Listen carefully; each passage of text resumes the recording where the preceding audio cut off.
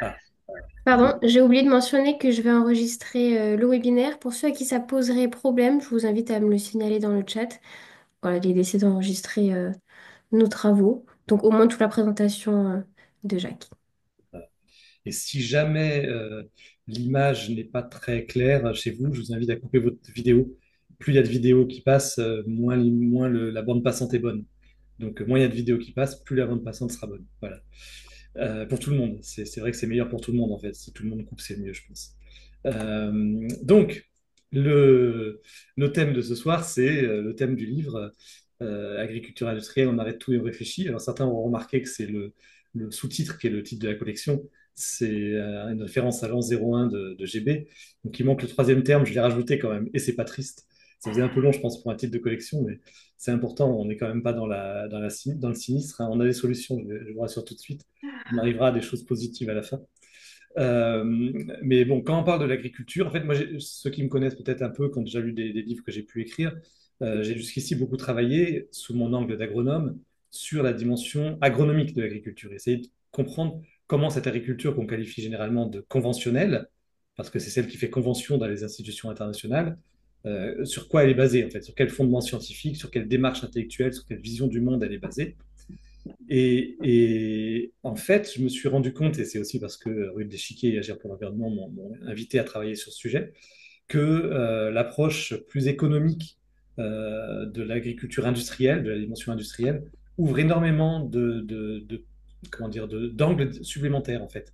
Permet de voir des lignes de force encore plus puissantes pour comprendre pourquoi on en est arrivé là et où sont les problèmes. Alors, d'abord, commencer évidemment par, avant de vous parler des aspects de fond de l'agriculture industrielle, je pense qu'on ne peut pas faire l'économie de dire quelques mots de ce qui est de toute façon l'actualité constante depuis un an ou deux et qui va l'être cette semaine puisque le salon de l'agriculture s'ouvre demain, qui est le fait que cette agriculture, elle est en crise.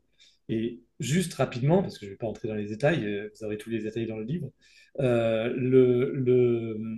crise de l'agriculture actuelle n'est pas du tout, contrairement à ce que certains syndicats productivistes essayent de faire croire, c'est pas du tout une crise de la production, par exemple. Enfin, on produit largement de quoi nourrir le monde, il n'y a pas de problème. Le problème de la faim n'est pas un problème de production, c'est un problème de pauvreté. Les gens qui souffrent de la faim, c'est les pauvres. C'est pas, on a largement de quoi nourrir 10-12 milliards d'humains et on n'est pas 12 milliards d'humains. Donc, c'est pas non plus une crise de technique, puisque c'est pas une crise de production. On sait très bien produire sans problème euh, et on pourrait très bien produire sans les produits de synthèse. C'est une crise en fait liée avant tout à quelque chose qui est très nouveau dans l'agriculture, qui bien sûr s'inscrit dans tout ce que je vais présenter ensuite, qui est l'industrialisation, mais au-delà des fragilités industrielles, le déclencheur de la crise actuelle, c'est le dérèglement climatique. Il faut vraiment prendre conscience que les agriculteurs aujourd'hui sont terrorisés par le fait qu'ils n'ont aucune idée de comment ils vont produire dans 3, 5 ans, 10 ans. Ils ne savent même pas s'ils vont pouvoir continuer à produire. Quand vous voyez, quand il y a des canicules, que vous avez les plantes qui grillent complètement euh, à cause de la canicule ou de la sécheresse. Là, c'était des photos de la canicule de 2019, je crois. Je perds le fil du temps. Euh, Quand il y a des inondations, quand il y a des années tellement pluvieuses qu'on ne peut pas intervenir dans les champs et donc on ne peut pas faire les semis ou les interventions techniques au moment où il faudrait les faire, etc. Donc on a tout un tas d'éléments qui font que cette agriculture devient extrêmement fragile. Et ça, c'est terrorisant pour les agriculteurs. Donc, en fait, on a une vraie euh, insécurité générale du monde agricole. Ça, c'est une réalité. Mais est-ce que cette insécurité, elle vient de problèmes de maladies qui seraient traités par les pesticides, d'un problème de revenus? Alors, de revenus, oui, ça c'est sûr, mais c'est le corollaire de tout ce que je vais présenter tout à l'heure. Euh, non, en fait, cette crise, elle vient avant tout du dérèglement climatique. Or, le problème de fond de cette agriculture, ben, c'est qu'elle est elle-même une des causes principales du dérèglement climatique. Euh, alors là, je vous ai mis quand même un peu de texte, mais c'est rapide, juste pour ceux qui veulent vraiment prendre des données. Euh, Via notamment l'azote, les engrais azotés, qui sont une catastrophe absolue pour le climat, via les effluents, les émissions par l'élevage, mais via aussi tout l'ensemble des activités agricoles, on a une contribution majeure de l'agriculture au dérèglement climatique, puisqu'elle contribue, selon qu'on considère uniquement la production ou l'ensemble de la filière, entre un quart et un tiers de l'ensemble de l'augmentation des gaz à effet de serre dans le monde. Donc un tiers du dérèglement climatique est dû à l'agriculture. Donc c'est le paradoxe d'une agriculture qui est victime et coupable du dérèglement climatique. Et ça oblige à se poser plein de questions sur comment est-ce qu'elle pourrait ne plus en dépendre et comment est-ce qu'elle pourrait ne plus le provoquer, évidemment. Mais je ne peux pas avancer plus loin sans vous dire aussi que l'agriculture, elle est responsable également très fortement de l'effondrement de la biodiversité. On parle tout le temps de l'effondrement du climat, mais l'effondrement de la biodiversité est tout aussi grave, même si on en parle beaucoup moins pour l'instant. Et il est en très grande partie également dû à l'agriculture. Ce n'est pas la seule cause, mais c'est une des causes principales à l'échelle mondiale et en particulier en Europe. Donc, parce que les pesticides sont partout, ils sont dans l'eau, dans l'air, dans les sols, dans tous les milieux, et ils ont des ravages sur l'ensemble des chaînes du vivant. Tous ces éléments font que, clairement, il y a un problème. Il y a un problème, et de fait, il y a de moins en moins d'agriculteurs, il y a beaucoup de suicides dans le monde agricole, hein, chez les agriculteurs et chez les salariés agricoles. Il y a pas de crise de vocation, contrairement à ce que certains prétendent, mais par contre, il y a une difficulté à s'installer. Tout ça fait que il faut bien qu'on se pose un peu la question pourquoi est-ce qu'on en est arrivé là, quoi. Et en fait, l'histoire de l'agriculture, alors je pourrais, non, je vais revenir sur la diapo d'avant, Euh, je vais quand même dire deux mots rapidement sur un aspect technique quand même, qui est celui que j'avais largement développé dans mes livres précédents, qui est que l'agriculture conventionnelle, donc celle qui techniquement domine le monde aujourd'hui, elle est basée en fait sur la volonté de contrôler le vivant, le besoin en fait de contrôler le vivant. C'est une agriculture qui a construit des outils, c'est-à-dire des semences qu'on dit améliorées, c'est-à-dire des semences standardisées, qui a construit une approche donc par la fertilisation, par les pesticides pour contrôler là encore les éléments fertilisants dans le sol au lieu d'organiser l'écosystème pour les fournir. On va contrôler les maladies par les pesticides, on va contrôler l'humidité par l'irrigation. En fait, cette agriculture n'est performante qu'à l'unique condition qu'on puisse contrôler constamment ces conditions de production. On ne s'adapte pas aux réalités du monde, on adapte le monde au modèle qu'on a construit, notamment via la sélection de semences qui ont des très hauts rendements, mais qui ne peuvent avoir des très hauts rendements que à cette condition-là. Et donc, on est obligé de combattre le vivant. Le vivant est devenu un adversaire, et donc on essaye de le réduire, de le minimiser, de le tuer, etc. Mais même cette démarche technique, elle n'est pas que le résultat de choix scientifiques. Elle l'est en partie, hein, de choix scientifiques sincères, de gens qui pensaient que c'était bien comme ça. Mais ils étaient quand même un petit peu orientés, pas uniquement par un dogme réductionniste de la science européenne d'avant le 19e siècle, mais ils étaient aussi orientés par toute une démarche politique et économique du 19e siècle. Et là, on entre dans le vif du sujet. C'est un peu le centre l'axe principal du livre, comme le titre l'indique. C'est qu'en fait, on a eu deux grandes étapes à l'industrialisation de l'agriculture. Ça a été le 19e siècle et l'après-Seconde Guerre mondiale. Alors, le 19e siècle, ben, bien sûr, c'est l'époque de la révolution industrielle. Qu'est-ce qui s'est passé avec la révolution industrielle? Eh bien, l'ensemble de l'économie, et ce n'est pas du tout spécifique à l'agriculture, hein, l'ensemble de l'économie s'est organisé autour d'une démarche qu'on a appelée industrielle. Alors, au départ, industriel, ça voulait juste dire c'était ce qui est opposé à ce qui est naturel, en fait. Ce qui est fabriqué par l'homme, c'est industriel.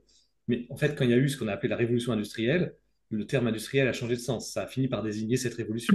Et donc par désigner cette démarche spécifique qui consistait en fait à parvenir à une production de masse. C'est vraiment le cœur de l'industrialisation, en agriculture ou ailleurs d'ailleurs, hein. C'est utiliser des ressources fossiles, énergétiques, charbon, puis pétrole, pour remplacer la main-d'œuvre par des machines et de l'énergie, de façon à produire en masse. Et cette production de masse, c'est vraiment la clé, parce que ça permet d'avoir des quantités uniformes, standardisées, qui permettent d'avoir une simplification des outils de transformation, des outils de production, bien sûr, au départ, euh, et d'avoir donc un remplacement des humains par les machines, d'avoir une spécialisation des tâches. Et donc, toute cette logique, enfin, la logique centrale de la révolution industrielle, c'est utiliser de l'énergie pour massifier, uniformiser, standardiser et spécialiser les tâches. Ça, c'est vraiment la définition de base de la révolution industrielle. Et en agriculture, ça ne s'est pas mis en place tout de suite. Ça a commencé par se mettre en place à l'échelle. Quelqu'un qui n'a pas coupé son micro. Je crois que c'est quelqu'un qui s'appelle Gabriel, d'après ce que je vois s'afficher. Euh, cette production de masse, euh, elle s'est faite d'abord enfin, cette logique industrielle, en fait, elle s'est développée d'abord à l'amont et à l'aval de l'agriculture. C'est-à-dire l'utilisation d'engrais, parce que dès le 19e siècle, en fait, on a commencé à utiliser d'abord des engrais naturels, mais massivement importés d'Amérique du Sud, etc., le guano notamment, et puis des résidus de l'industrie, hein, des résidus des usines, des aciéries, etc. On a aussi une industrialisation à l'échelle de l'aval, bien sûr, c'est-à-dire de l'agroalimentaire. C'est vraiment ça qui a été moteur au départ, c'est-à-dire de vouloir avoir des grandes quantités uniformes d'un produit unique. Il faut que les grains de blé soient tous les mêmes, enfin, que les caractéristiques techniques du blé soient le même partout, parce qu'on va avoir des outils de transformation du pain, enfin, transformation de la farine en pain, qui sont industriels et qui nécessitent une certaine élasticité de la farine, un certain taux de protéines. Et donc, pour ça, on va avoir un certain type de variété et un certain type de culture du blé derrière. Et puis, une spécialisation des élevages animaux. D'un côté le lait, de l'autre côté la viande, ce qui n'était pas le cas avant le 19e siècle. Hein. On va avoir la volonté d'avoir des unités de transformation, donc toujours le même produit, uniforme, les fruits de même calibre, etc. Donc il y a toute cette dynamique industrielle qui s'est mise en place à l'échelle des filières. Pour ce qui est des pesticides, c'est venu un peu plus tard, ça, c'est plutôt au XXe siècle, après la Première Guerre mondiale, puis surtout après la Deuxième.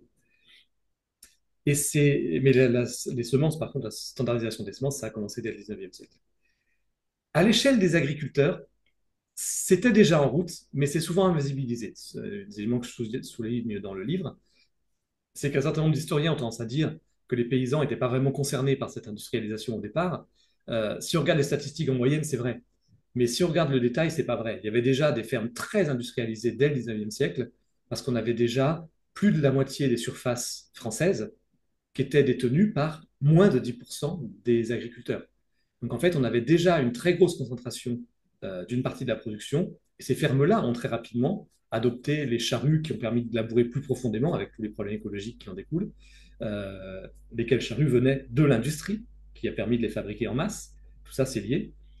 Euh, et donc, on avait déjà dès le 19e siècle cette dynamique.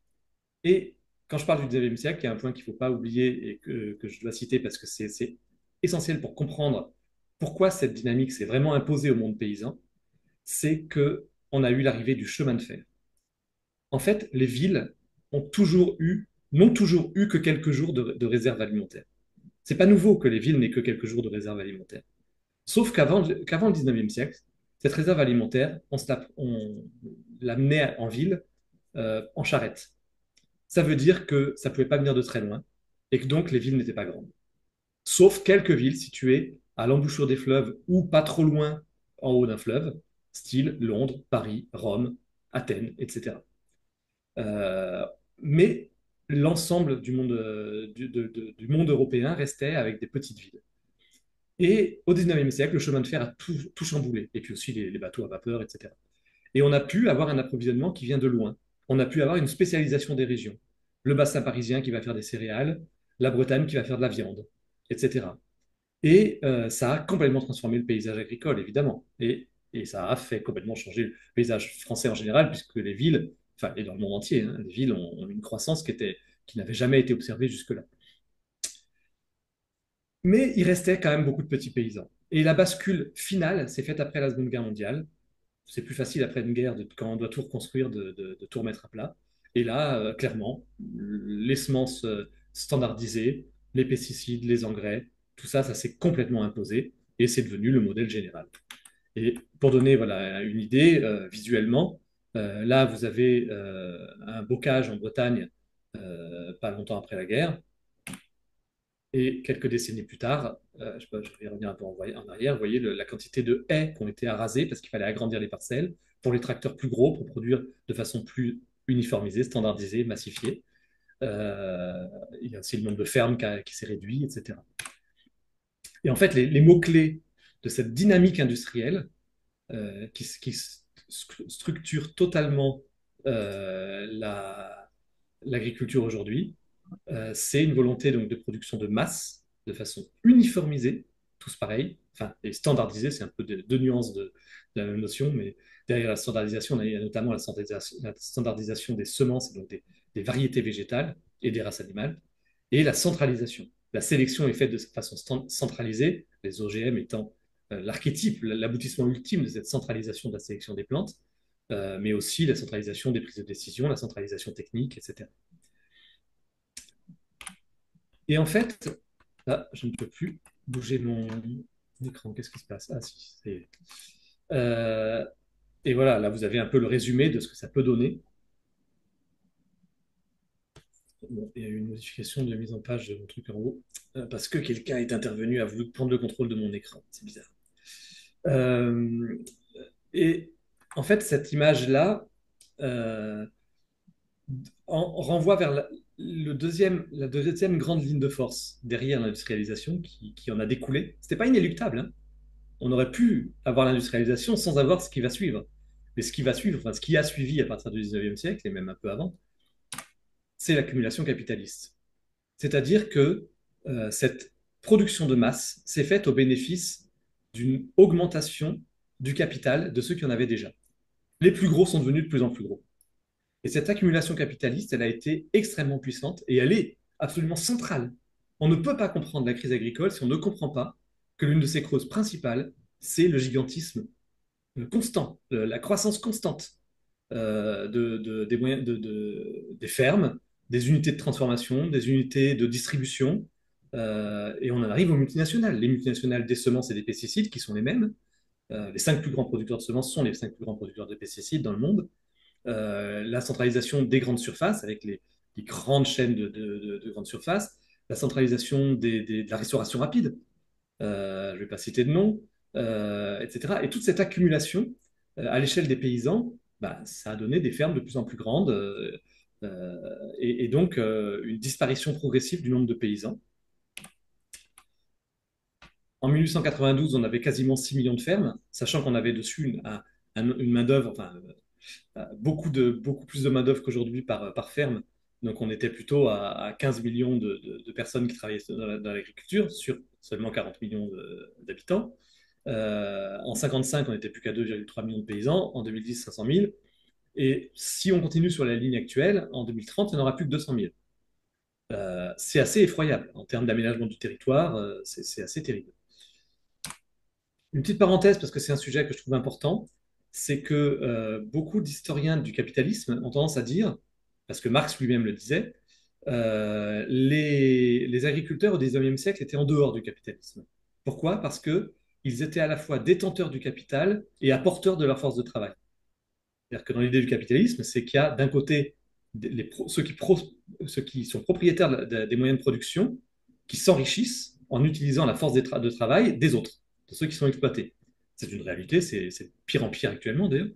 On disait les agriculteurs, ils ne sont pas concernés parce qu'ils sont à la fois propriétaires de leurs terres. Au XIXe siècle, en France, les trois quarts des agriculteurs étaient en ce qu'on appelait en faire-valoir direct, donc possédaient leurs terres.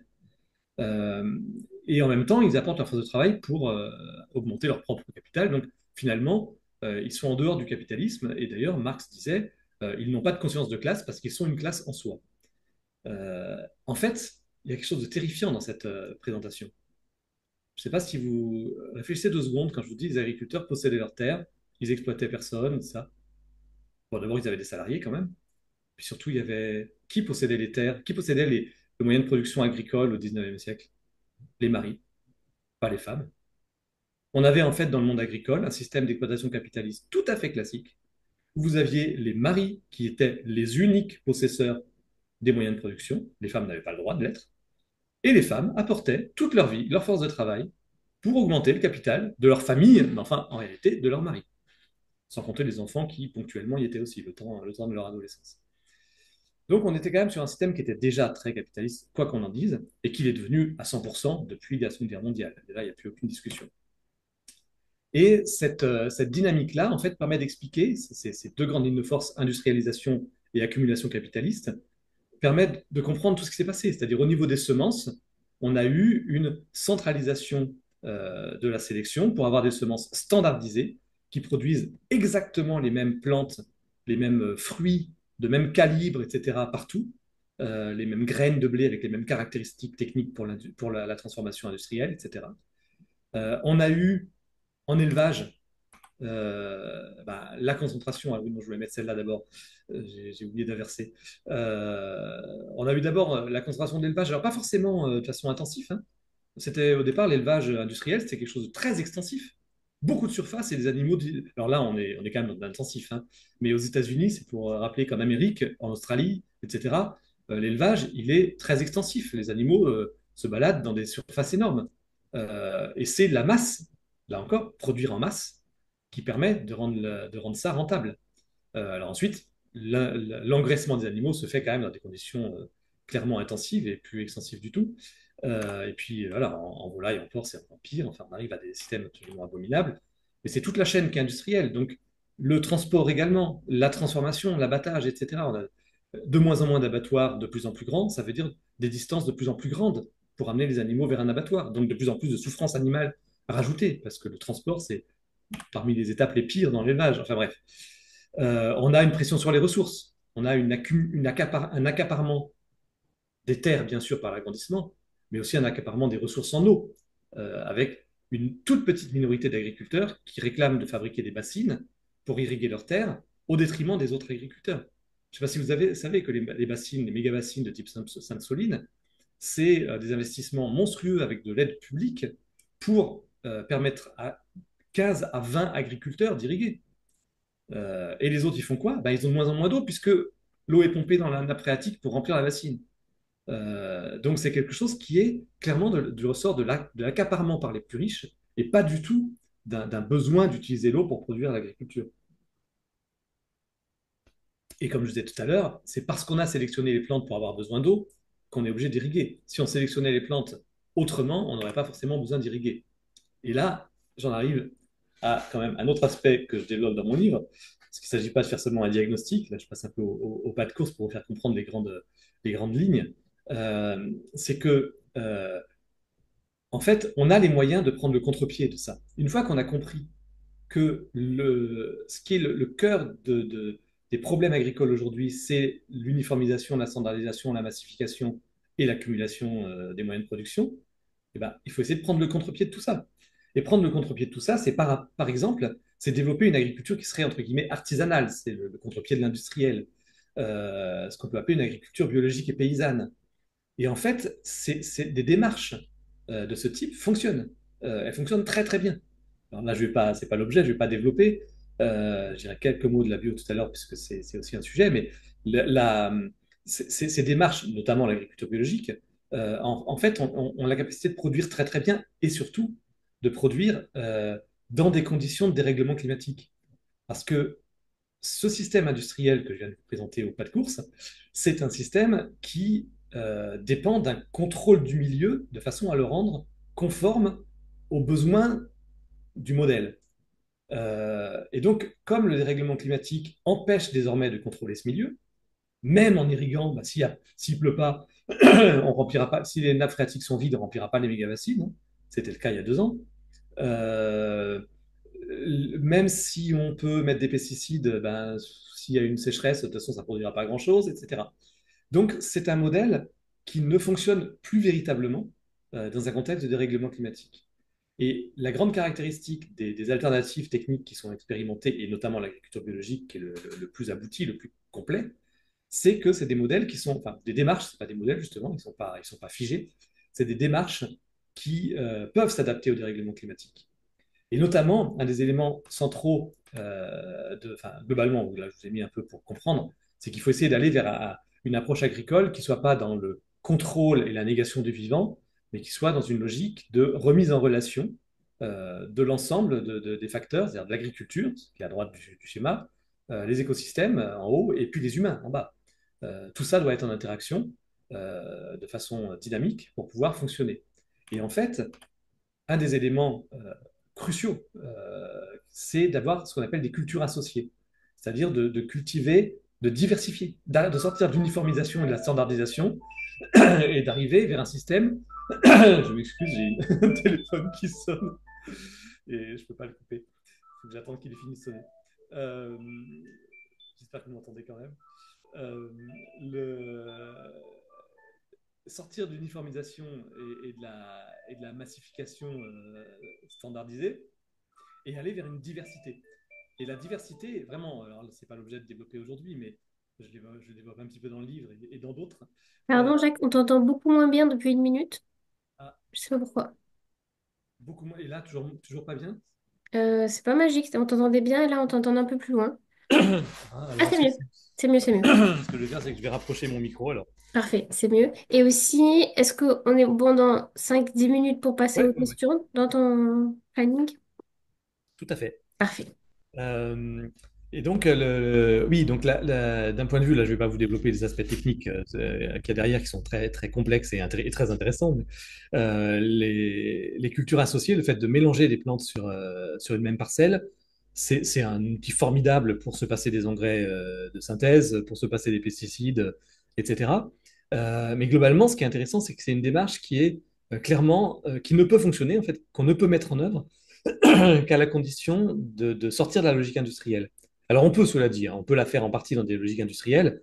Par exemple, si vous avez, comme ici, un mélange céréales-légumineuses, comme ça se fait beaucoup en bio en Europe, du moment que on choisit une céréale et une légumineuse qui sont à maturité en même temps, on peut très bien moissonner ça, enfin c'est ce qu'on fait d'ailleurs, hein, on moissonne ça en même temps, et donc ça peut très bien s'accommoder d'une logique industrielle.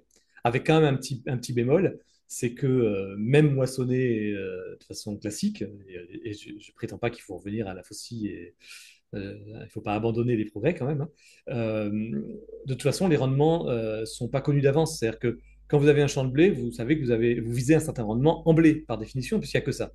Quand vous avez un mélange, vous ne savez pas d'avance qu'est-ce qui va donner le plus dans le mélange, en fait. C'est ça qui est formidable dans les cultures associées, l'un ou l'autre des exemples que je vous donne, c'est que selon les années, il y a certaines plantes qui vont mieux être adaptées aux conditions de l'année et d'autres moins. Et quelles que soient les conditions de l'année, vous aurez toujours une plante qui produira bien. Donc c'est une assurance tout risque face au dérèglement climatique. Par contre, l'industrie n'aime pas parce que selon les années, ce n'est pas la même plante qui donnera le plus de rendement. Donc vous ne pouvez pas bien planifier les volumes. Et ça, l'industrie, elle n'aime pas tellement. Et puis, il y a un certain nombre de plantes pour lesquelles c'est pas simple de faire de façon mécanisée. Et globalement, quand on ne peut pas arriver à faire ça à l'échelle d'une parcelle, il faut au minimum le faire à l'échelle d'un territoire. C'est-à-dire au moins dans le temps sur une parcelle, c'est une succession de cultures, ce qu'on appelle la rotation des cultures. Et puis au minimum à l'échelle des territoires, avoir des mosaïques de cultures. C'est aberrant d'avoir que de l'élevage dans certains territoires, d'avoir que des cultures dans certains territoires, d'avoir que de la vigne dans certains territoires. Je suis désolé, mais les régions de vigne, autrefois, il y avait à peine 10% des surfaces de vigne actuelles qui étaient en vigne.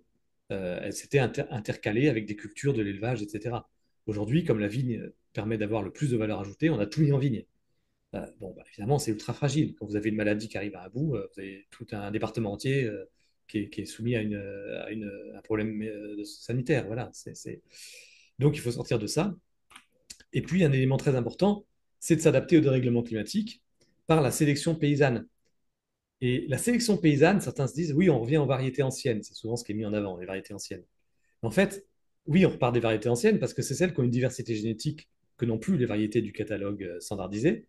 Et puis, c'est des variétés qui peuvent encore évoluer, que ne peuvent plus les variétés du catalogue standardisé.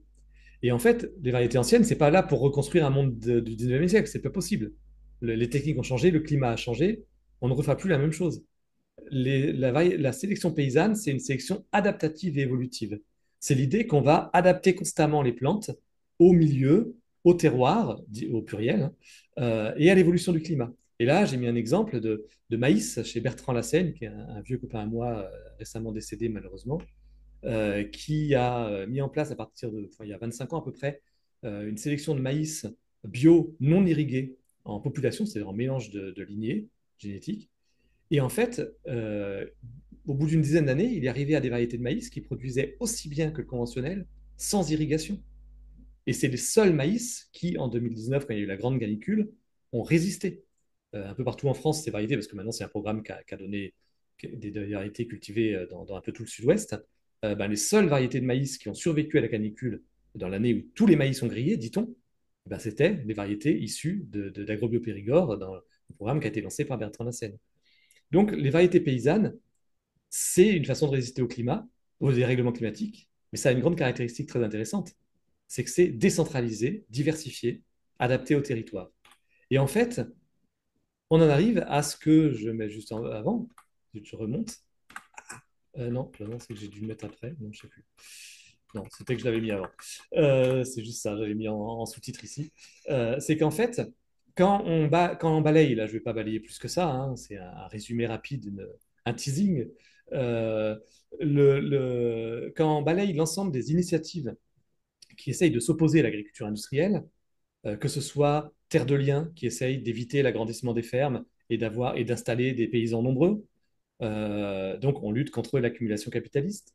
Que ce soit l'épargne solidaire permettant de financer des petits projets, parce que les banques ne financent que des gros projets qui leur rapportent plein d'intérêt. Là encore, on lutte contre l'accumulation capitaliste. Que ce soit les semences paysannes qui permettent de diversifier, de décentraliser la sélection et de se réadapter au territoire. Que ce soit les AMAP, circuits plus courts, avec lien direct paysan-consommateur, enfin, je pourrais dérouler plein d'exemples.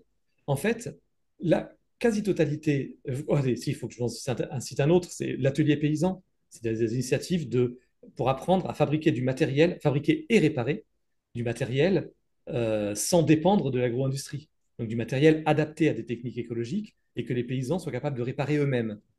Ou alors la logique des CIVAM qui est d'être autonome, c'est-à-dire de ne pas dépendre d'importations de soja sud-américain, mais de nourrir le bétail pour ceux qui font encore de l'élevage à partir des ressources locales, des prairies, etc. Toute cette logique-là, ben, l'autonomie, c'est-à-dire ne pas dépendre d'importation du gaz russe pour faire des engrais, ne pas dépendre du soja sud-américain, ne pas dépendre des machines qu'on ne peut pas réparer, ne pas dépendre des grandes surfaces et des chaînes de restauration rapide pour vendre nos produits, tout ce qui est prise en compte de l'écologie, tout ce qui est décentralisation de la sélection, tout ça, ça a un énorme point commun. Ce ne sont pas des petits trucs chacun dans son coin, on fait ce qu'on peut, mais c'est isolé. Non, ça obéit à une ligne de force très très puissante et très cohérente. C'est très exactement la déclinaison du contre-pied de l'agriculture industrielle.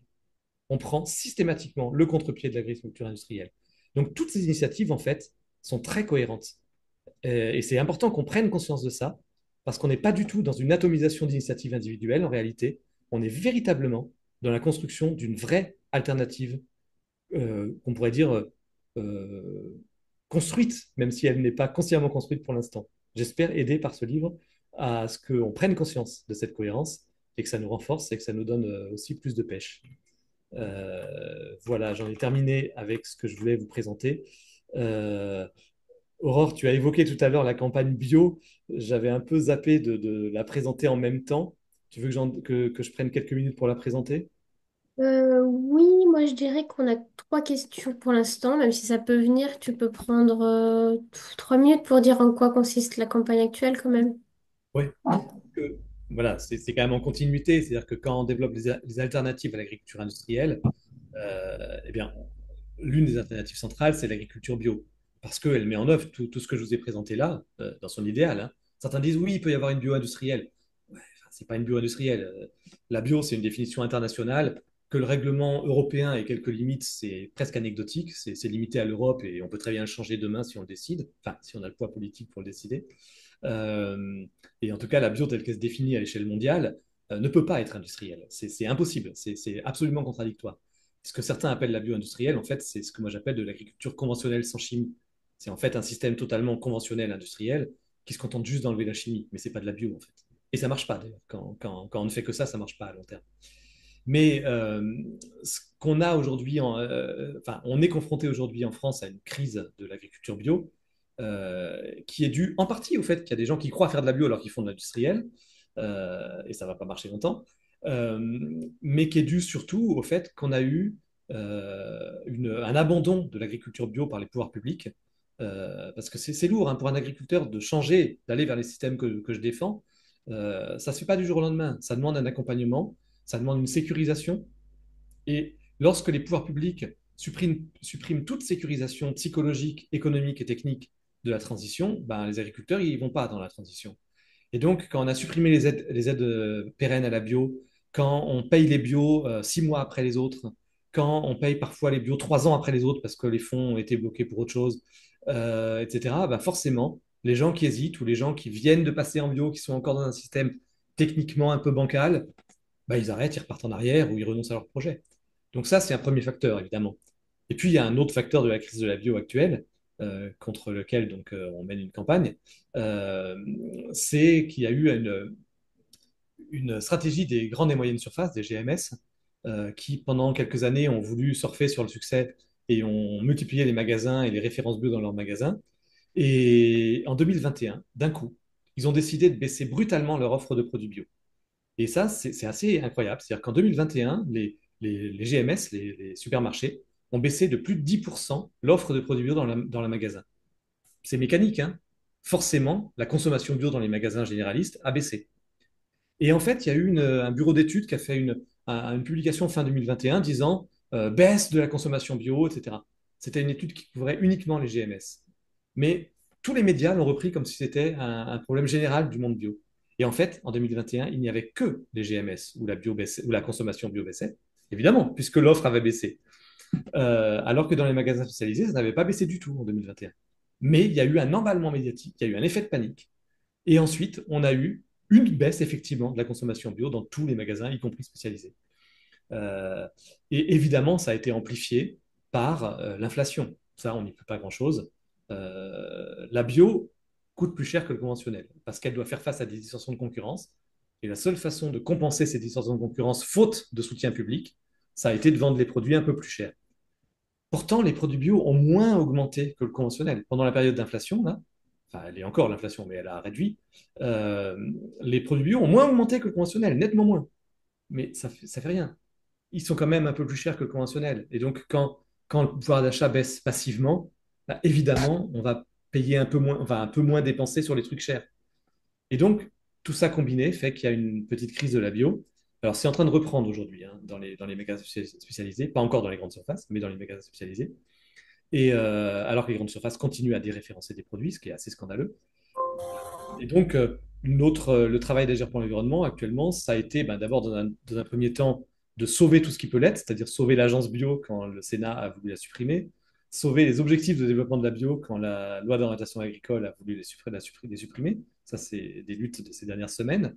Et plus globalement, on a toute une campagne qui démarre dans les jours qui viennent pour interpeller les grandes surfaces pour qu'elles arrêtent de prendre des marges monstrueuses sur la bio, pour leur demander de remettre des produits bio dans leur rayonnage, et pour inciter les consommateurs à aller plutôt acheter dans les magasins spécialisés, parce que je vous informe que pour beaucoup de produits, c'est moins cher dans les magasins spécialisés bio que dans les grandes surfaces.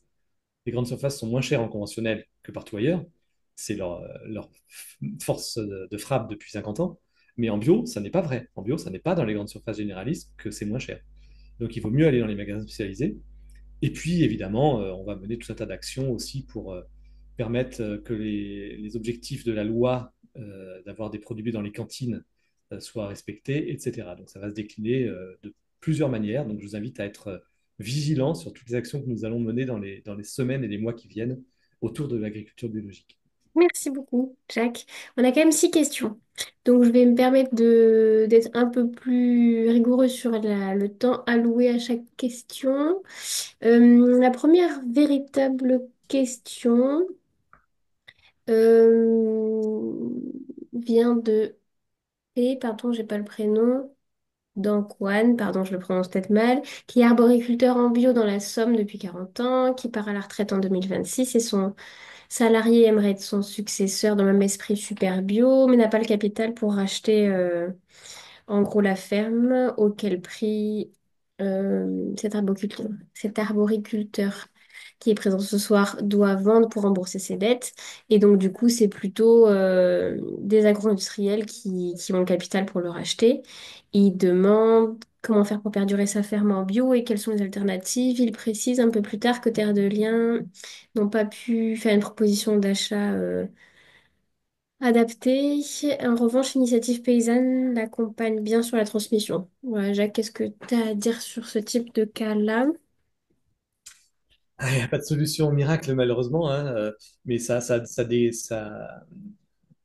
balaye un certain nombre de problèmes. C'est-à-dire que c'est terrible de voir que même en bio, il y a finalement ce piège parce que les bio, ils sortent pas de nulle part. Hein, et c'est des fermes qui ont été impliquées depuis 150 ans et surtout depuis les années 50 dans cette dynamique d'agrandissement, de capitalisation et de production de masse. Et même avec tous les efforts qu'on peut faire, le marché il est comme ça, les structures de fermes sont comme ça. Et donc arriver aujourd'hui à être rentable sur des petites fermes, c'est pas simple, même en bio. Euh, et quand la ferme existe, effectivement, c'est le plus difficile en fait de reprendre des fermes qui existent d'une certaine manière. Quand des jeunes veulent s'installer en bio, des jeunes moins jeunes d'ailleurs, quand des gens veulent s'installer en bio sur des petits projets, style maraîchage, etc., je dirais c'est relativement simple. Enfin, je vais me faire donner des claques par ceux qui ont des gros problèmes pour s'installer parce que c'est pas si simple que ça. Mais je dirais que en termes de structure, c'est relativement simple parce que on peut entre guillemets construire la ferme qu'on voudrait. Par contre, quand la ferme est là, ben, il faut faire avec. Il faut faire avec son histoire, avec ses cultures, avec ses animaux éventuellement, avec ses filières, etc. Donc, voilà. Et si elle est déjà avec un capital important, euh, Terre de Liens est une solution, mais s'ils n'ont pas les moyens de racheter parce qu'ils n'ont pas assez de fonds, hein, clairement, Terre de Liens, c'est un super outil, mais il faudrait qu'ils aient 1000 fois plus de moyens. Et quand je dis 1000, je suis même en dessous de la réalité. C'est plus qu'un rapport de 1 à 1000 qu'il faudrait arriver à faire pour pouvoir faire face aux besoins. Donc, Terre de Liens ne peut faire face qu'à un tout petit nombre de demandes. Et donc, malheureusement, bah, les 999 sur 1000 qui sont pas finançables par Terre de Liens parce qu'ils n'ont pas les fonds, et ben, on ne sait pas trop quoi faire. Quoi. Alors, moi, j'ai pas de solution miracle, hein, c'est un constat. Vous faites un constat sur l'impasse de système, c'est-à-dire que on peut faire tout ce qu'on peut à notre niveau, ce niveau des colibris, comme on dit, ce niveau de l'atomisation des petites solutions dans notre coin. Euh, Voir qu'elles sont cohérentes, c'est bien, mais leur donner la force d'être puissantes, ça serait mieux. Et sans politique publique, on est quand même limité. Hein. Ah, on a un manque de soutien des politiques publiques. Ok. Et juste, l'exemple site Initiative Paysanne, juste insister là-dessus, c'est quelque chose de très intéressant. Initiative Paysanne, c'est une mise en réseau enfin, je sais pas si c'est, oui, c'est pas si c'est ça. Je me trompe, je me perds un peu dans les différentes appellations, mais il y a Passerelle Paysanne, je crois qu'Initiative Paysanne est dans la même logique. C'est des collectifs d'organisations comme Impact, comme les CIVAM, l'association Sol, les Bio, etc., qui essayent, les ADR, c'est-à-dire les organisations de défense de l'emploi rural qui dépendent de la Confédération paysanne. Enfin voilà, c'est tous ces réseaux-là qui essayent de se mettre ensemble pour soutenir justement une autre agriculture. Donc c'est déjà vachement intéressant de voir que tous ces réseaux essayent de travailler ensemble. Maintenant, bah, plein de petits ensemble, ça fait pas un grand, quoi. Et même si c'est bien, c'est mieux d'être plein de petits qu'être un grand industriel, mais à un moment donné, ben voilà, sans soutien des pouvoirs publics, on arrive quand même aux limites du système. Quoi. Merci. Deuxième question. Quel regard portez-vous sur l'agriculture dite de conservation, qui évite le labour mais a recours de façon quasi systématique au glyphosate, de Thierry Rigaud? Pendant à une époque, l'agriculture de conservation, jusqu'à il y a une petite dizaine d'années, pour moi, c'était une des voies d'évolution de l'agriculture. On peut, pour aller vers une démarche d'organismes agricoles qui remettent bien en cohérence le monde vivant, le système agricole, les humains, etc. Cette démarche-là, on pouvait y aller. Alors, la voie réelle, je dirais, c'est l'agriculture bio. Une autre possibilité, c'est la logique d'agriculture paysanne, c'est-à-dire où on va se focaliser d'abord sur le fait de prendre le contre-pied de l'industrialisation et on posera la question de la chimie après. On peut le faire sous l'angle de l'agriculture de conservation, donc on va arrêter le labour et on posera les autres questions après, etc. Mais à un moment donné, il faut que tout le monde monte vers le haut, c'est-à-dire il faut que tout le monde aille vers moins de labour au minimum, Je suis pas sûr que le sans labour soit faisable partout, franchement. Le labour, c'est pas terrible, mais un labour superficiel, occasionnel, est beaucoup moins mauvais que les pesticides pour la vie du sol. Ça, il n'y a aucun doute là-dessus. C'est une imposture d'ailleurs de certains tenants de l'agriculture de conservation de prétendre que les pesticides sont moins nocifs que le labour. C'est totalement faux. Alors là, c'est vraiment un mensonge strict. Le labour est plus est moins problématique que les pesticides. Mais en tout cas, il faut tirer vers ça, le moins de labour possible, etc. Aller vers la bio, aller vers le système paysan, etc. Et le problème, c'est que depuis que l'agro-industrie a décidé d'utiliser l'agriculture de conservation comme outil pour défendre la chimie, les grandes organisations de promotion de l'agriculture de conservation, qui sont financées par l'agrochimie, sont devenues, de fait, des promoteurs de l'agriculture industrielle et chimique. Et aujourd'hui, les grandes organisations de promotion de l'agriculture de conservation, ou de son nouvel avatar maintenant, qui est l'agriculture régénératrice, c'est le nouveau mot qu'on a inventé pour toujours un peu la même notion, euh, en réalité, aujourd'hui, ce sont des machines de guerre de l'agrochimie. Les principales organisations d'agriculture de conservation en France sont financées par Bayer, qui a racheté Monsanto, et surtout par Syngenta dans leur cas. Donc, c'est un problème. Alors, les paysans qui sont dans cette démarche, il y en a plein qui sont prêts à évoluer vers autre chose. Mais quand ils disent on ne peut pas se passer des pesticides, ce qui est faux d'ailleurs, ils sont dans une impasse. S'ils ne peuvent pas se passer des pesticides, ça veut dire qu'ils ne sont plus dans une logique d'évolution vers du mieux. Donc s'ils ne sont plus dans une logique de progrès, ils ont quitté la route. Hein. Ce n'est plus des compagnons de route. Tous ceux qui sont dans une logique de progrès, quelle que soit leur route, c'est bon, on est copains, on avance.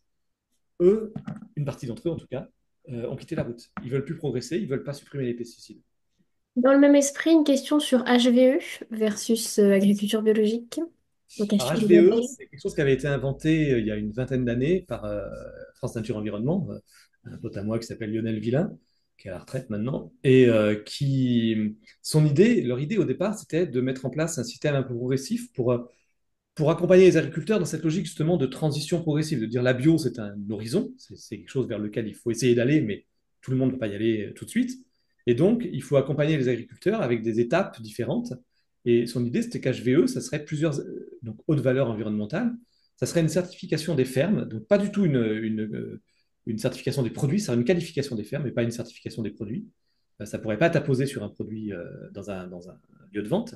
Ça serait juste une façon de valoriser au niveau des agriculteurs, par des aides un peu supérieures, le fait de faire des efforts pour l'environnement, avec des étapes, et l'étape ultime, c'est la bio. C'était ça l'idée de départ, avec donc de plus en plus d'aides, selon qu'on va de plus en plus loin. Ça n'a pas du tout pris, ça a été abandonné, et il y a une dizaine d'années, ça a été repris par les pouvoirs publics, et c'est plus du tout la même chose. Même France Nature Environnement, qui avait été à l'origine du label, l'a désavoué désormais et se bat contre. Parce que c'est devenu en fait un faux label, enfin, c'est devenu une façon de faire un tout petit peu de progrès parfois, pas de progrès du tout parfois, et d'avoir un label qui en plus donne lieu non seulement à des aides européennes, donc qualification des exploitations, mais en plus une certification de produit à l'arrivée qui crée une confusion avec la bio et d'autres vrais labels. Pour votre information, la Cour des comptes de l'Union européenne a dénoncé il y a quelques mois, c'était en septembre je crois, le fait que l'application de la PAC en France, la politique agricole commune en France, via notamment les aides à HVE, fait que 99,9% des fermes françaises peuvent toucher des aides environnementales en ne changeant rien à leurs pratiques. Voilà. C'est la Cour des comptes européenne qui l'écrit, 99,9%. Alors, en pratique, il y en a beaucoup qui ont quand même des pratiques environnementales, heureusement, puisqu'il y a déjà 15% des fermes et 10% des surfaces françaises qui sont en bio. Mais voilà, HVE permet de toucher des aides sans rien changer. Donc, c'est vraiment une imposture. Super, merci Jacques. Question suivante de Myrène. Concernant la tension sur l'eau, est-ce que ça ouvre encore un moyen de pression supplémentaire pour les semenciers d'imposer leurs OGM? Alors, pour l'instant, je ne connais pas vraiment comment dire, de lien, enfin de promoteur d'OGM qui est directement fait le lien avec l'irrigation, avec l'eau au sens irrigation.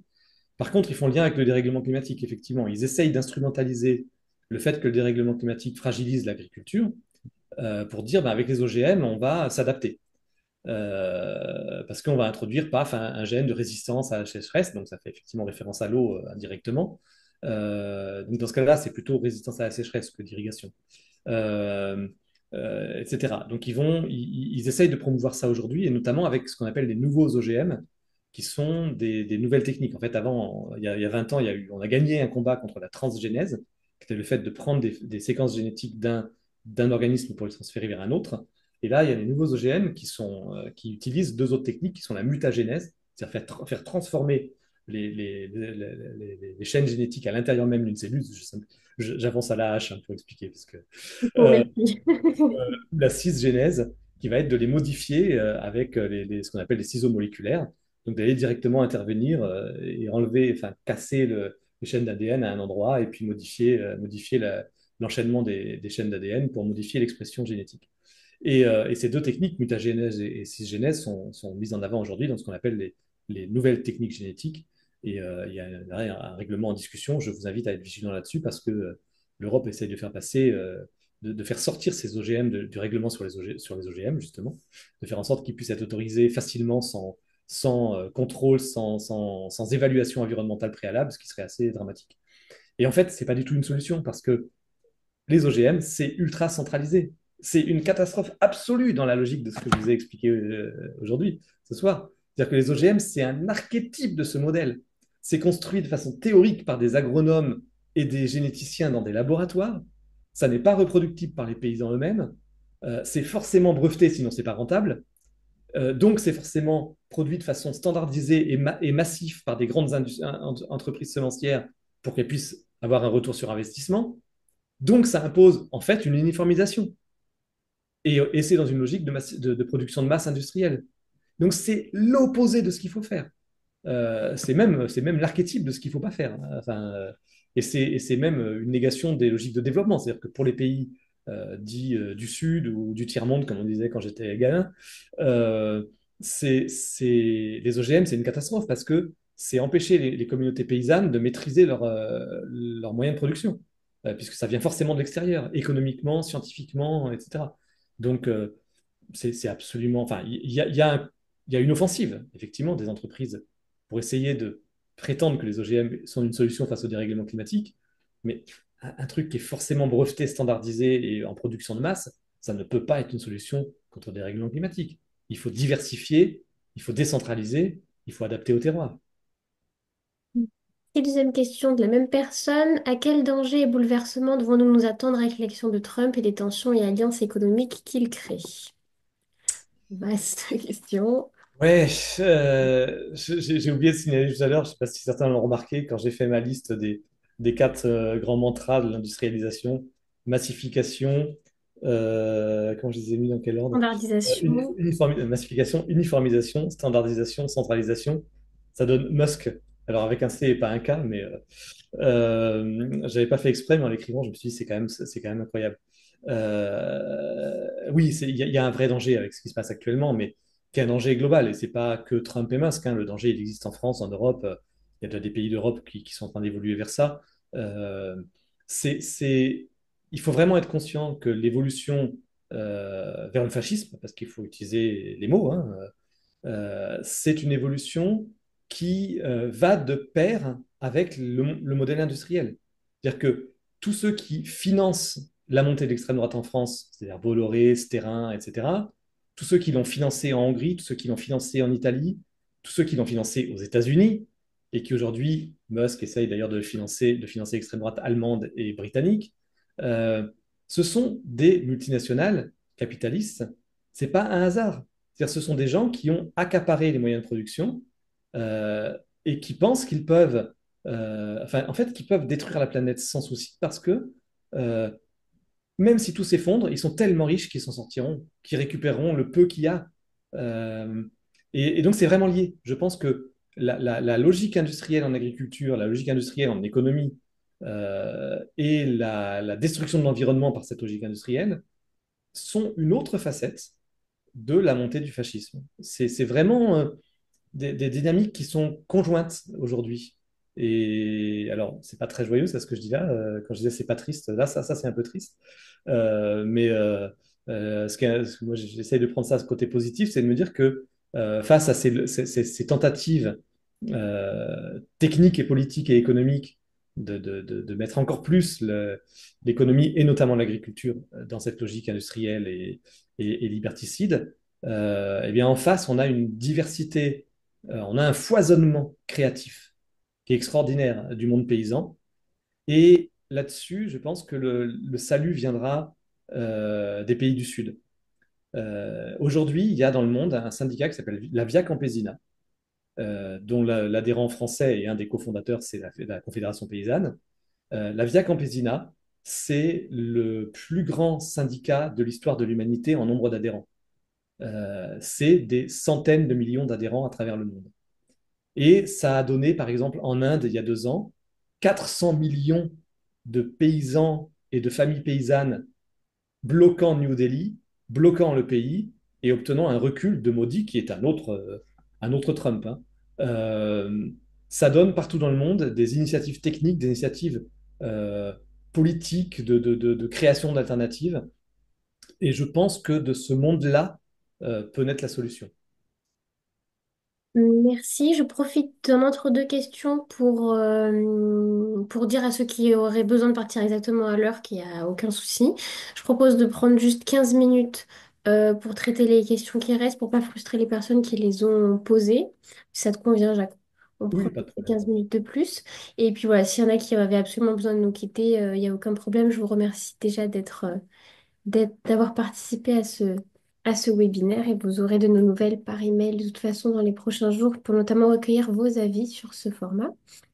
Existe-t-il une réflexion sur le foncier, notamment liée à la question qu'on avait juste avant notre arboriculteur? Il existe une réflexion. Sylvie et Frédéric Malson qui te posent la question. Alors, est-ce qu'il existe une réflexion sur le français? Ben, alors, je ne sais pas très bien comment je vais comprendre la question, mais est-ce que dans nos milieux paysans, parce que moi, c'est pas très intéressant, est-ce que dans nos milieux paysans alternatifs, écologistes, il y a une réflexion sur le foncier? Oui, oui, oui, notamment via Terre de Liens. On pense beaucoup à Terre de Liens sous l'angle de l'action qu'ils ont mis en œuvre, qui est de dire on va racheter des terres pour aller vers une propriété collective de la terre et installer des petites unités, ou alors des unités plus grandes, mais avec beaucoup de monde dessus. Hein. On peut, typiquement, la ferme dont on parlait tout à l'heure, première question, pourrait très bien devenir une ferme avec 6 ou 7 agriculteurs dessus et des activités diverses, du maraîchage, par exemple, qui n'a pas besoin de beaucoup de surface, de la transformation, etc. Donc, on peut arriver à installer beaucoup de monde sur une ferme dans les tailles actuelles des fermes en France.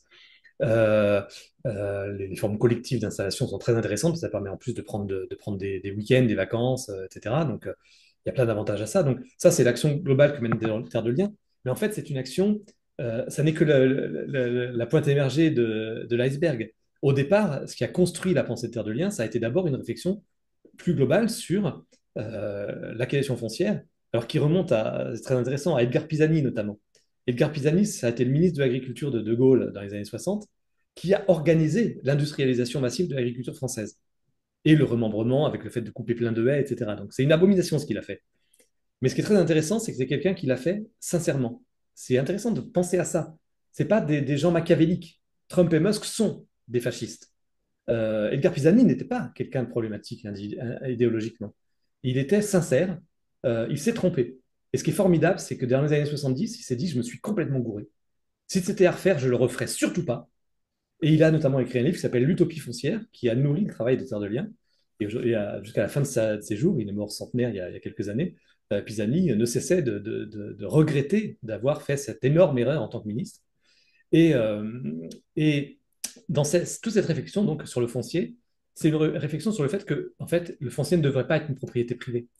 La propriété privée de la terre s'est apparue avec le mouvement des enclosures en Angleterre, avec la conquête de l'Amérique par les Espagnols et le fait de donner des grands domaines à la manière des domaines aristocratiques de l'Espagne, puis la Révolution française avec l'idée de la propriété privée qui a été glorifiée, etc.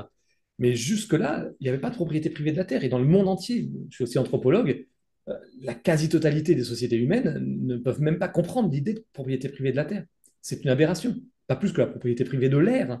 Enfin, il y a des droits d'usage. Au Moyen Âge, il n'y avait pas de propriété privée, il y avait des droits d'usage qui s'empilaient. Le seigneur avait des droits, les serfs avaient des droits, les personnes de passage avaient des droits, etc.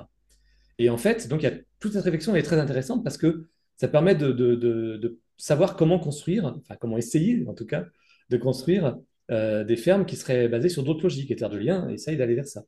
Mais cette logique, cette réflexion sur le foncier, c'est aussi à l'échelle mondiale. Il y a un problème monstrueux aujourd'hui qui est l'accaparement des terres dans les pays du Sud par la Chine, par des puissances, des multinationales ou des banques américaines, mais aussi par des multinationales et des banques européennes, Bolloré en France, qui est un monstrueux accapareur de terres en Afrique et en Indonésie, etc. Donc, et là, c'est au détriment des populations locales, des femmes qui sont souvent exploitées, violées, etc. Enfin, ce qui se passe autour de la tension sur les terres aujourd'hui dans le monde est d'une violence extrême. Donc oui, il y a une réflexion là-dessus. Et après, ben, on fait ce qu'on peut à notre niveau, des différentes associations qui luttent pour une agriculture artisanale, paysanne et biologique. Ok, merci Jacques. Voyez-vous des réglementations qui vous paraissent inutiles sur lesquelles nous pourrions communiquer pour détourner l'obsession du moment sur les réglementations environnementales? De Laurence Pikarski. Honnêtement, je ne pourrais pas vous répondre comme ça rapidement. Il faudrait que je creuse la question en prenant le temps Mais pour moi, en fait, je ne pars pas sous cet angle-là. Je pense que, fondamentalement, je pense que c'est une erreur d'entrer dans le jeu de ce discours manipulatoire de l'agro-industrie. La logique de la réglementation, enfin, contester la réglementation, c'est déjà accepter le piège. C'est déjà entrer dans leur jeu. Bien sûr que, il y a de la paperasse excessive dans plein de domaines. Bien sûr qu'il y a des choses qu'on peut simplifier. Oui, bien, toujours. Ça a toujours été le cas. On pourra toujours. Ça, il n'y a pas de problème. Donc, on pourrait le faire. Je pourrais, en réfléchissant un peu, en prenant le temps, je pourrais faire une liste de choses qu'on pourrait simplifier. Et il y a des choses où ça serait intéressant. Ça serait salvateur pour la santé mentale des paysans parfois. Donc, c'est pas complètement faux qu'il y a des choses à faire dans ce domaine-là. Mais je pense que c'est pas notre rôle de se poser cette question-là, parce que ça serait accréditer l'idée que la crise agricole viendrait des normes, ce qui est complètement du grand n'importe quoi. La crise agricole, elle vient du dérèglement climatique. Elle vient d'une part, évidemment, de l'économie capitaliste néolibérale, donc toute la logique industrielle que je vous ai présentée, et puis, ce que je n'ai pas expliqué là, mais que j'explique davantage dans le livre, qui est aussi la logique néolibérale du marché mondial, de vendre à perte au cours mondial, ça a complètement déstructuré la rentabilité des fermes agricoles. Et donc, c'est tout ça qui fait que les agriculteurs sont en crise, c'est qu'ils ne peuvent plus vendre à un prix rémunérateur, et que la seule façon d'obtenir un prix rémunérateur aujourd'hui, c'est le gigantisme qui permet de baisser les coûts, au détriment de l'environnement, etc. Donc ça, c'est pas satisfaisant. Donc, OK, il y a une crise du revenu. Elle est devenue cruciale à cause de la crise climatique. Donc, il faut répondre à ça. Il faut mettre fin à la concentration industrielle. Il faut mettre fin à la logique néolibérale de la loi du plus fort, de la loi de la jungle. Et il faut adapter des techniques pour faire face au dérèglement climatique. Les normes, c'est de la foutaise. Merci beaucoup. On arrive presque au bout des questions. Je qu'après, il y avait pas mal d'interactions, notamment avec notre arboriculteur. Merci encore pour votre témoignage. Donc, il remercie notamment le système des AMAP qui a permis à tenir, même si pas suffisamment financièrement, au moins moralement.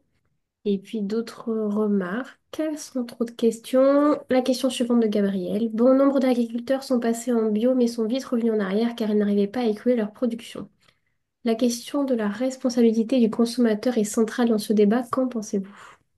Ah, là, on arrive, ça permet de revenir sur le point que j'ai traité un peu rapidement à la fin de la campagne d'Agir pour l'environnement sur l'agriculture bio. C'est que, en fait, dans un monde idéal, où, et même en fait en France, jusqu'à il n'y a pas si longtemps que ça, qui était loin d'être un monde idéal, euh, il faudrait prendre la question de l'agriculture biologique sous l'angle de la production. L'agriculture biologique, c'est pas le produit biologique. C'est pour ça d'ailleurs que le monde bio parle de la bio et pas du bio. C'est l'agriculture en tant qu'acte de production et non pas le produit bio en tant qu'aliment final. Elle se définit en tant qu'agriculture. Et pourquoi est-ce que l'agriculture biologique a été inventée il y a à peu près un siècle par quelques personnes et puis ensuite ça s'est développé à partir des années 40 dans le monde germanique, en Grande-Bretagne et puis ensuite un peu partout. Et puis en fait, ça a repris des éléments techniques qui existaient déjà depuis très longtemps en Amérique latine, en Afrique ou en Océanie ou en Asie par des agricultures traditionnelles. Pourquoi toutes ces démarches-là sont mises en avant et sont poussées et unifiées autour de la Fédération internationale d'agriculture biologique? C'est parce que ça permet de protéger la planète et les humains. C'est-à-dire que l'acte agricole biologique permet d'arrêter l'effondrement de la biodiversité parce qu'on arrête d'utiliser massivement les pesticides de synthèse. Ça permet d'arrêter l'effondrement climatique parce on arrête d'utiliser massivement de l'azote, de l'engrais azoté, qui est le premier contributeur agricole au dérèglement climatique, en dehors du fait que ça nous met en plus en dépendance géopolitique de la Russie, euh, etc. Donc, la bio, on la développe pour des raisons environnementales d'abord, et aussi de santé humaine. Parce que les pesticides, c'est aussi un problème pour la santé humaine, par leur présence dans l'environnement et par leur présence dans l'assiette, dans l'eau aussi également, etc.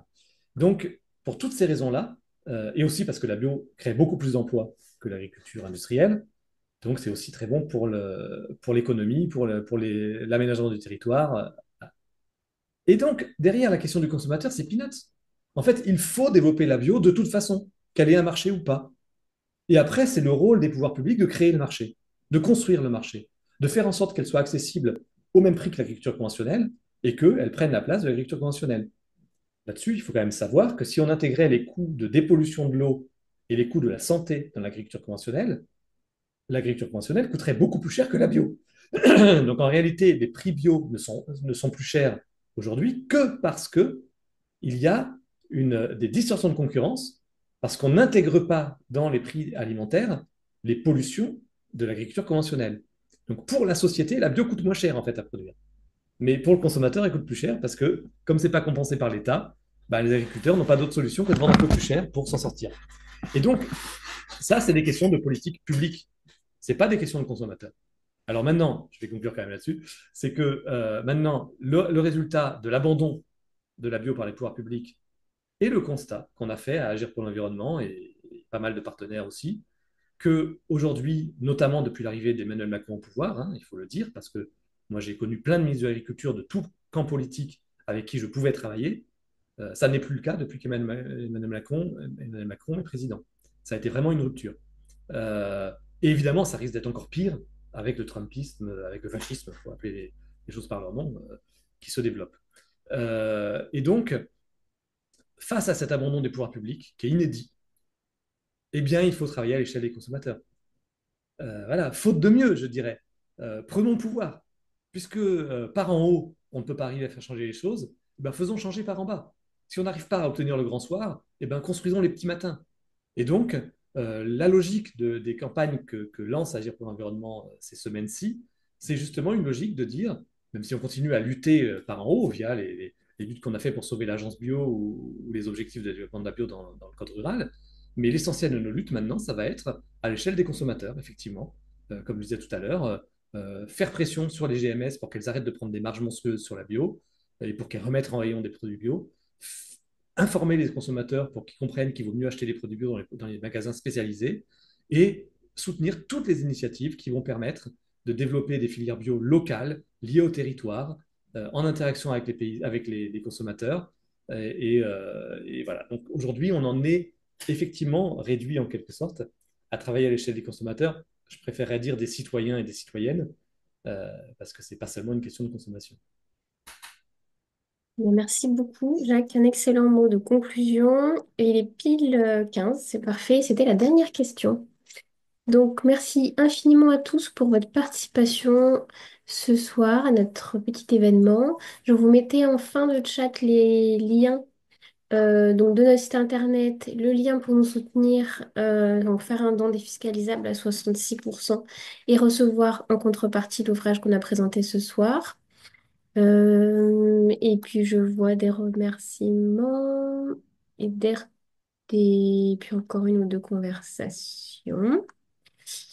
Du coup, Jacques, un petit mot de la fin et puis ensuite on va vous souhaiter une bonne soirée. Eh bien, je n'ai pas prévu le mot de la fin, mais par contre, j'ai juste une question pour toi, Aurore. Oui. Euh, tu enregistres bien l'ensemble du chat, enfin, Ah, la moyen de copier l'ensemble des éléments du chat, non? hmm. Ça m'aurait intéressé, là, j'ai vraiment pas pu le voir au fil de l'eau. Parce En qu'il y théorie, oui. a- ça m'aurait intéressé de lire ensuite toutes les remarques, même si c'était pas des questions, mais Oui, il y avait pas mal de discussions aussi. les réactions Mais qu'il y a. normalement, c'est enregistré. J'espère qu'on le retrouvera. Et sinon, ben voilà, c'est toujours un peu frustrant pour vous ce genre de format où vous pouvez pas directement intervenir, mais sur Internet, c'est impossible de faire autrement. Je vous invite pour ceux qui ont l'occasion d'assister, voire d'organiser vous-même des conférences sur vos territoires. J'ai une activité de conférencier depuis des années, donc je peux sans problème venir à votre demande faire des conférences débat. Dans mes conférences débat, il y a toujours au moins un temps de débat qui est au moins égal au temps de conférence. Donc, ça donne là l'occasion davantage d'interagir, de voir les têtes, d'entendre toutes les questions. Et j'insiste là-dessus parce que quand je présente un livre comme là, ou quand je présente comme dans un webinaire un peu à sens unique comme là, c'est un peu à sens unique, quoi. C'est un peu frustrant pour vous. Mais j'insiste sur le fait que pour moi, toutes mes réflexions, elles sont issues des échanges. Toutes les réflexions qui m'ont permis d'écrire ce bouquin après les autres et d'approfondir le travail que j'avais fait dans les bouquins précédents, c'est grâce aux débats qui ont lieu après mes conférences. Donc merci à vous, à ceux qui ont posé des questions, merci à ceux qui ont fait des remarques que je lirai par la suite. Et en tout cas, j'espère que vous pourrez amplifier, répercuter toutes les actions qu'on mène pour la bio et pour l'agriculture paysanne, parce que vraiment, dans les semaines, les mois, les années qui viennent, on va avoir besoin d'être nombreux et de se serrer les coudes. Merci beaucoup, Jacques, pour ta disponibilité ce soir, ton investissement sur la question de longue date. Et puis, merci beaucoup à tous pour votre participation, votre fidélité. Pour certains, je reconnais quelques noms. Je vous souhaite une excellente soirée et puis à très bientôt pour un nouveau rendez-vous, une nouvelle occasion, voilà, sur le terrain ou en ligne. Je vous souhaite une excellente soirée. Donc, je vais clôturer la réunion pour tout le monde tout d'un coup. Et puis, Jacques, où j'ai trouvé le texte, je te l'ai envoyé sur le chat, sur notre chat à nous, élément. Une très bonne soirée à tous. À très bientôt. Merci. Et merci, au revoir. Merci, au revoir.